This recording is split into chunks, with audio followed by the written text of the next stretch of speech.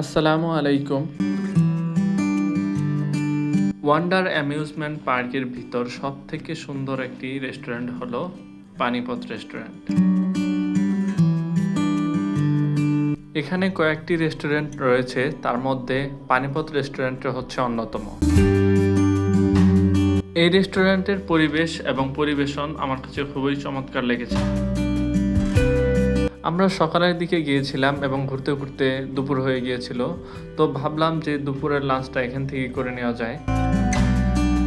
সেজন্য আমি তাদের খাবার মেনুতে লিস্টে থাকা ৫ নাম্বার সেটটি অর্ডার করি।